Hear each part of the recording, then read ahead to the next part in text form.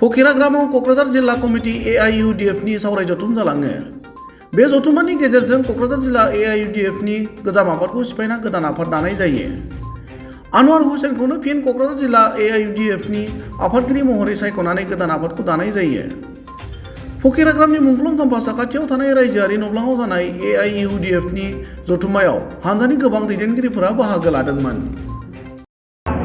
আজি আমাৰ সৰ্বভাৰতীয় সংযুক্ত গণতান্ত্ৰিক মৰ্চা কোকৰাঝাৰ জিলা সমিতি আৰু যুৱ মৰ্চাৰ অধিৱেশন আৰু অধিৱেশনত আমি দিনজোৰা কাৰ্যসূচী লৈছোঁ আৰু দিনজোৰা কাৰ্যসূচীৰ ভিতৰত ইতিমধ্যে আমাৰ পতাকা উত্তোলন কাৰ্যসূচী, স্মৃতি তৰ্পণ কাৰ্যসূচী, লগতে আমি বৃক্ষৰোপণ কাৰ্যসূচী সমাপন কৰিলোঁ। এতিয়া আমাৰ আছে প্ৰতিনিধি সভা আৰু এই প্ৰতিনিধি সভাত আমাৰ অনাগত দিনৰ কাৰণে এক নতুন কমিটি গঠন হ'ব। কোনোবাই প্ৰতিটো ৰাজনৈতিক দলে বোকা ছটিওৱাৰ খেলটো খেলি থাকে, কোনোবাই ক'লে বিটিম হৈ নাযায়। আপোনালোকে জানে বিগত সময়ত যিমানবোৰ কংগ্ৰেছৰ বিধায়ক বিজেপিতে গৈছে, তো ৰাইজে মই বুজি নাপাওঁ কথাখিনি। অপেনলি সিহঁতৰ যিটো হলি গলি, চাহে আপুনি সুশান্ত বৰগোহাঁইৰ কথাই কওক, ৰূপজ্যোতিৰ কৰ্মা কওক, কমলেশ কপুৰকাষ্টৰ কথাই কওক, বসন্ত দাসৰ কথাই কওক, বিস্মিতা গগৈৰ কথা কওক, ৰাণা গোস্বামীৰ কথা কওক, এবৰি মানুহ কোনো কংগ্ৰেছৰ পৰা বিজেপি, বিজেপিৰ পৰা কংগ্ৰেছ। আপুনি চালে বিহালীত বিজেপিৰ পৰা গৈ কংগ্ৰেছৰ কেৰিয়াৰ হ'লে। ইয়াত আৰু ক'বলগীয়া আছে নেকি কোনে বি টিম? এইটোতো এই কাজকৰ্মৰ দ্বাৰা এই মানুহখিনিৰ আদান প্ৰদানৰ জৰিয়তে গম পোৱা যায়। কংগ্ৰেছৰ মানুহখিনি বিজেপিৰ, ইহঁতৰ মুখ্যমন্ত্ৰীজনে কংগ্ৰেছৰ মানুহ, কংগ্ৰেছৰ পৰা গৈ কিনে হৈছে। এইবিলাক মানে অপ'জিট দিয়াৰ কাৰণে ৰাইজে কৈ থাকিব, ক'ব দিয়ক। এইবিলাক অপ'জিট পাৰ্টিৰ এটা ভুৱা প্ৰচাৰ। আমি আমাৰ এটা AIUDF এটা বেলেগ মিছন, বেলেগ আইডেণ্টিটি লৈ কাম কৰি আছে। ৰাইজৰ দুখীয়া নিচলা মানুহৰ ৰাইজৰ দল, আৰু এইখিনি নিশ্চয় এটা বিপৰ্যয় আহিছে, আমি এইটো অভাৰকাম কৰিম। নিশ্চয় এই দলীয় হাইকমেণ্ডে ক'ব, এইটো মোৰ লেভেলৰ কথা নহয়। আমাৰ দলৰ পলিচি মেকিং সদ্যহতে তেনেকুৱা কোনো কথা নাই। আজি কোকৰাঝাৰ জিলা AIUDF দলৰ এক শক্তিশালী সমিতি গঠন কৰা হ'ল। সমিতিৰ দায়িত্ব সভাপতি হিচাপে মোক দিয়ে। লগতে আজি এইখিনি বস্তু এটা ক্লিয়াৰ হৈছোঁ যে আজি আমাৰ এই সমষ্টিখনত আমাৰ AIUDF দলৰ দৰকাৰ আছে। AIUDF দলৰ যি ধৰণে আজি আপোনালোকে সকলোৱে দেখা পাইছে, AIUDF ৰাইজে যিটো সাৱৰি লৈছে আৰু ৰাইজে যিটো মানে আকলি লৈছে, তাৰ কাৰণে এই ফকিৰামবাসীৰ লগতে আমি কোকৰাঝাৰ জিলা সকলোকে ধন্যবাদ জ্ঞাপন কৰিছোঁ। আজি মোক যি দায়িত্ব দিছে, দলে যে বিশ্বাস কৰি মোক দায়িত্ব দিছে, আৰু ময়ো এজন সাধাৰণ সৈনিক হিচাপে AIUDF দলত যুঁজি যাম। আগন্তুক দিনত এই আমাৰ কোকৰাঝাৰ ডিষ্ট্ৰিক্টত 12খন সমষ্টি আছে। এই 12খন সমষ্টিৰ ভিতৰত কমচে কম আমি 3ৰ পৰা 4খন চিট নিশ্চয় জয়যুক্ত হ'ম বুলি আশা কৰিছোঁ। নিশ্চয় আমি 100% আমি এইবাৰ চিয়'ৰ যে আমি এইবাৰ AIUDF দলে এইবাৰ জয় নিশ্চয় কৰিম। মানে আমাৰ পৰিকল্পনা এটা, আমি ড'ৰ টু ড'ৰ মানুহৰ ওচৰত যাম। আমাৰ আগত যিটো মানে দলত যিটো শক্তিশালী আছে, তাতকৈ 3 গুণ বেছি হৈছে আমি এতিয়া শক্তিশালী। এতিয়া আমি আঞ্চলিকৰ পৰা বুথলৈকে আমি সমিতি অলৰেডি গঠন কৰা হৈ গৈছে। আমি ড'ৰ টু ড'ৰ আমি মানুহৰ ওচৰত গৈ পেলাই আমি আমাৰ নিজৰ কথাখিনি আমি দাঙি ধৰিম। আমাৰ কোকৰাঝাৰ জিলা কমিটি আগৰ পৰাই শক্তিশালী আছিল। আগতো আমি MCL ইলেকশ্যনত আমি 3জনকৈ MCL জিকাইছিলোঁ। এইবুলিও আমাৰ সংগঠন মজবুত সংগঠন এটা হৈছে। গতিকে আমাৰ কেন্দ্ৰীয় কমিটিৰ নিৰ্দেশ মৰ্মে আজি যিটো কমিটি গঠন হ'ল, আমাৰ সভাপতি ডাঙৰীয়া আৰু আমাৰ জিলা কমিটিক মই ধন্যবাদ জ্ঞাপন কৰিছোঁ যে তেওঁলোকে অহা নিৰ্বাচনত তেওঁলোকে বলিষ্ঠ পদক্ষেপ লৈ তেওঁলোকে আমাৰ BTR নিৰ্বাচন তথা আমাৰ বিধানসভা নিৰ্বাচনত তেওঁলোকৰ ভূমিকা শক্তিশালী হ'ব, আৰু আমি দুয়োটা নিৰ্বাচনতে আমি ভালেকেইটা চিট পাম বুলি আশাবাদী।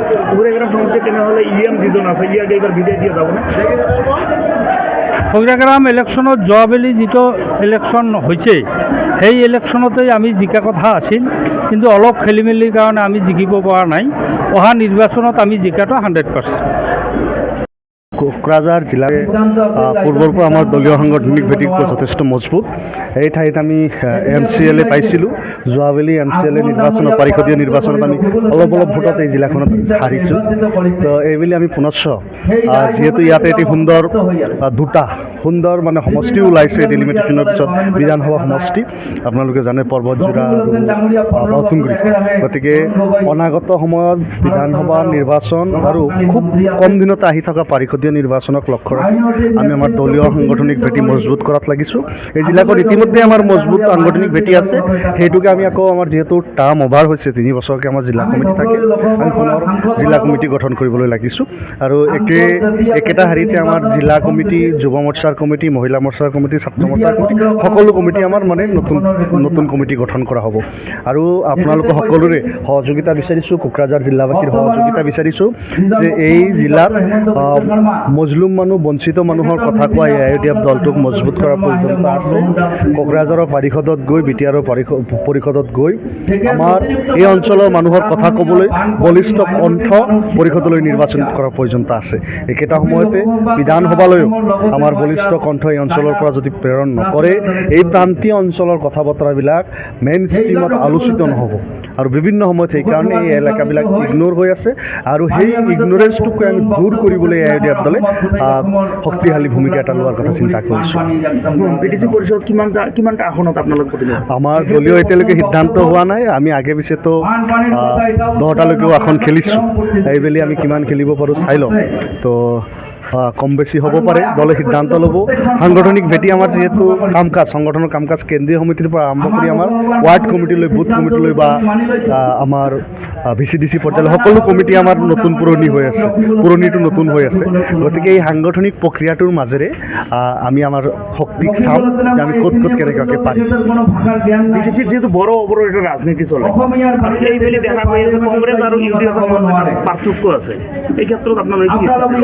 আমি বড়ো অবড়ো ইত্যাদি ৰাজনীতিতকৈ আমি বিশ্বাস কৰোঁ যে শোষিত মানুহৰ বঞ্চিত মানুহৰ ৰাজনীতি যিসকল মানুহক বঞ্চনা কৰি অহা হৈছে সেই মানুহখিনিৰ হকৰ কাৰণে অধিকাৰৰ কাৰণে AIUDF দল সকলো সময়তে বলিষ্ঠতাৰে থিয় দিছে আৰু অনাগত সময়তো দিব বিটিআৰত হাজাৰ মানুহ লাখ মানুহ যেতিয়া বেঘৰ হৈছে যেতিয়া মানুহ নিজৰ প্ৰাণ হেৰুৱাইছে ৰক্তাক্ত হৈছে এই ঠাইত কিন্তু AIUDF আহি মানুহৰ কাষত থিয় দিছে সেইখিনি বিটিআৰৰ মানুহৰ মনত প্ৰাণত সদায় আছে আৰু যাৰ কাৰণে এই দলটোক তেওঁলোকে যথেষ্ট ভাল পায় আৰু অহা দিনতো আমি এই ভাল পোৱাৰ জৰিয়তে আমি এটি শক্তি আহৰণ কৰিম আৰু তেওঁলোকৰ কথা যাতে এই বিটিআৰবাসীৰ কথা যাতে আমি বলিষ্ঠতাৰে শক্তিশালীভাৱে যুক্তিযুক্তভাৱে আমি ক'ব পাৰোঁ তাৰ কাৰণে পুৰুষাৰ্থ কৰিম চেষ্টা কৰিম তাৰ লগত মিত্ৰতা কৰাৰ সম্ভাৱনা আছে এতিয়া সকলো কথা গৌণ আমি এতিয়া সাংগঠনিক কাম কাজ কৰি আছোঁ আৰু সাংগঠনিক কাম কাজৰ জৰিয়তে বিটিআৰত আমাৰ শক্তিক আপোনালোকে চাব আপোনালোক সকলোৰে সহযোগিতা বিচাৰিছোঁ নিশ্চিতভাৱে এই বিটিআৰ অঞ্চলত AIUDF দলৰ ভেটি শক্তিশালী আছে থাকিব আৰু অনাগত সময়ত আমি পাৰিষদ নিৰ্বাচিত কৰিব পাৰিম বিধায়ক নিৰ্বাচিত হ'ব মোৰ ক'বলগীয়া এইখিনি আমাৰ দলৰ সুপ্ৰিমো হজৰত মৌলানা বদৰুদ্দিন আজমল ডাঙৰীয়াৰ নিৰ্দেশ মৰ্মে গোটেই অসমত আমাৰ AIUDFৰ জিলা কমিটি নতুনকৈ ফৰ্মেশ্যন হ'ল চেণ্ট্ৰেল কমিটিও হ'ল এতিয়া বিটিআৰ এৰিয়াত আমি কোকৰাঝাৰ জিলা কমিটি হিচাপে 4টা সমষ্টিক লৈ এটা জিলা কমিটি আজি ইয়াত গঠন কৰিলোঁ দ্বিতীয়তে আমাৰ ছেকেণ্ড কাৰ্যসূচী আছে গোসাইগাঁও জিলা কমিটি আৰু এটা বিধানসভা সমষ্টি লৈ আমি গঠন কৰিম যেহেতু বিটিআৰ নিৰ্বাচন 2025 চনত আৰম্ভ হ'ব আৰু 2026 চনৰ এপ্ৰিল মাহত আমাৰ বিধানসভাৰ নিৰ্বাচন হ'ব আফটাৰ ডেলিমিটেশ্যন যি ভোট ৰেচিঅ' তাতে আমাৰ UDFৰ ভাল ফল হ'ব বুলি আমি দলক এতিয়াৰ পৰা সাংগঠনিকভাৱে শক্তিশালী কৰাৰ কাৰণে জিলা কমিটিবিলাক বনাই আছোঁ আৰু নিশ্চয় দল মৌলানা বদৰুদ্দিন আজমল ডাঙৰীয়াৰ নেতৃত্বত শক্তিশালী হ'ব ইতিমধ্যে বিভিন্ন মহলত চৰ্চা উঠিছে যে UDFৰ বৰ্তমান ভেটি নাই কংগ্ৰেছে উত্থান চলিছে এই ক্ষেত্ৰত কি ক'ব কংগ্ৰেছৰ উত্থান যদি কোনোবাই কয় 2 দিন আগত হয়তো কৈছিল যোৱাকালিৰ ৰিজাল্টৰ পৰা আপোনালোক লক্ষ্য কৰিব মই গোটেই অসমৰ জনসাধাৰণৰ হকে কৈছোঁ কথাষাৰ মন কৰিবলগীয়া বিধানসভা উপনিৰ্বাচন 5টা সমষ্টিত হ'ল আমি এটাতো কেণ্ডিডেট নিদিলোঁ য'ত 65% মুছলিম ভোট আছিল চামগুৰি সমষ্টিত আমাৰ কেণ্ডিডেট 2জন ডক্টৰ ওলাইছে ভাল কেণ্ডিডেট দিলে আমি কণ্টেষ্ট কৰিব পাৰিলোঁ হয় যেহেতু বিজেপি সাম্প্ৰদায়িক শক্তি বিজেপিক বিদায় দিয়া স্বাৰ্থত আমি কোনো কেণ্ডিডেট নিদিলোঁ তাৰপিছতো কংগ্ৰেছ তাত জিকিব নোৱাৰিলে আৰু আমাৰ ধুবুৰী লোকসভাৰ সাংসদ মাননীয় ৰকিবুল হুছেইন ডাঙৰীয়াৰ ল'ৰা তেখেত প্ৰতিদ্বন্দ্বিতা কৰি 26,000 ভোটত মুখ থেকেচা খাবলগীয়া হ'ল সেইবুলি একেটা অৱস্থাই হ'ল আপোনাৰ বঙাইগাঁৱত একেটা অৱস্থা হ'ল বিহালীত একেটাই অৱস্থা হ'ল ধলাইতো চেম একেই অৱস্থা কংগ্ৰেছৰ উত্থান ক'ত আছে আজি বিৰোধী দল বুলিলে কোন বুজায়? আমাৰ এতিয়াও 15জন MLA বিধায়ক আছে আৰু আমাৰ গোটেই অসমত জিলা কমিটি আছে, পঞ্চায়ত লেভেল আছে, VCDC আছে। আমি য'ত কণ্টেষ্ট কৰা নাই, আমি কেণ্ডিডেট নিদিয়াৰ পিছতো কংগ্ৰেছে মুখ থেকেচা খালে আৰু কংগ্ৰেছৰ উত্থান পদ আছে। BTCত আপোনালোকে নিৰ্বাচন খেলিব বুলি কৈ আছে, কংগ্ৰেছে ইয়াত আহি আপোনালোকৰ হেঙাৰ হিচাপে থিয় নহ'ব নেকি? নিশ্চয় ৰাজনৈতিক দল হিচাপে কংগ্ৰেছ থাকিব, BPF থাকিব, UPPL থাকিব, BJP থাকিব। আমিও AIUDF লগত সমানে প্ৰতিনিধিত্ব কৰিম। আৰু ইয়াত আমাৰ ইয়াৰ আগত যিটো হৈছিল MCLA ইলেকশ্যন, সেইটোত আমাৰ 4টা কেণ্ডিডেট AIUDFৰ পৰা জিকিছিল। এইবাৰ আমি আশা কৰোঁ, যিহেতু কংগ্ৰেছৰ ভেটি খহিব ধৰিছে, BJPও ইয়াত UPPL আৰু BPF এটা মত প্ৰকাশ কৰিছে। BJP অকলে খেলাৰ কাৰণে চিন্তা চৰ্চা কৰি আছে। BJP অকলে BTR গভৰ্ণমেণ্ট কৰিব বুলি তেখেতসকলে নিৰ্বাচনত মোৰ যিমানখিনি কেলকুলেশ্যন মই জানো, তো BJP অকলে খেলিব, ইয়াত মিত্ৰতাত নেখেলে। যদি তাৰ পিছত দেখা যায় তেতিয়া UPPLক ল'ব নে BPFক ল'ব, এইটো পিছত সিদ্ধান্ত ল'ব। সেই সুযোগত আমাৰ এটা চান্স থাকিব। আমি যিহেতু এটা ৰাজনৈতিক দল, আমিও নিশ্চয় ইয়াত কণ্টেষ্ট কৰিম, ইয়াত আৰু কোনো কথা নাই। আপোনালোকে কাৰো লগত মিত্ৰতা কৰাৰ সম্ভাৱনা আছে? এতিয়াও আমালৈ কোনো প্ৰস্তাৱ নাই, বহুত দেৰি আছে। হয়তো ইলেকশ্যন চাপিলে যেতিয়া কুচকাৱাজ আৰম্ভ হ'ব, আমাৰ দললৈ প্ৰস্তাৱ যদি আহে, তেতিয়া আমাৰ দলে সিদ্ধান্ত ল'ব। এতিয়ালৈকে অহা নাই। যিমান দিনলৈকে নাহে আৰু আহিলেও আমি আমাৰ ইয়াৰ সংগঠন শক্তিশালী কৰিম। যদি মিত্ৰতা হয় তথাপিও কৰিব লাগিব, নহ'লেও আমি কৰিব লাগিব। খালি মোৰ এইখিনি আৰু এটা কথা, কংগ্ৰেছৰ যিখিনি দুমুখীয়া নীতি, এই নীতিত অসমৰ মানুহ কেতিয়াও কংগ্ৰেছক মানি নলয়। কংগ্ৰেছৰ অৱস্থা বেয়া হৈছে। BJPও সাম্প্ৰদায়িক শক্তি আৰু কংগ্ৰেছক আজি ছেডলিত কংগ্ৰেছৰ কোনো ভেটি নাই। তাত কিয় কংগ্ৰেছে কেণ্ডিডেট দিব লাগে? যদি মিত্ৰ দলক এৰি দিলে হয়, BPFক দিয়ক, বেলেগ দলক দিয়ক, তেতিয়াহ'লে BJPক পৰাভূত কৰা সম্ভৱ হ'লে হয়। গতিকে কংগ্ৰেছে BJPৰ B টিম, A টিম গোটেইখিনি হৈ কাম কৰি আছে। BJPৰ পৰা পইচা লৈ গোটেইখিনি টিকেট ডিষ্ট্ৰিবিউট হৈ আছে। এইখিনি অসমৰ জনসাধাৰণে ইতিমধ্যে গম পাইছে। অনাগত দিনত আৰু স্পষ্ট হৈ যাব। BTC নিৰ্বাচন আহি আছে, আপোনালোকৰ এই আগন্তুক নিৰ্বাচনত মূল ইছ্যুটো কি হ'ব? আমাৰ আগন্তুক নিৰ্বাচনত ইছ্যু হ'ব BJP বিৰুদ্ধে বিভিন্ন সাম্প্ৰদায়িক কথা-বাৰ্তা। আটাইতকৈ বেছি হ'ল বেকাৰত্ব, চাকৰি নাই, মূল্য বৃদ্ধি।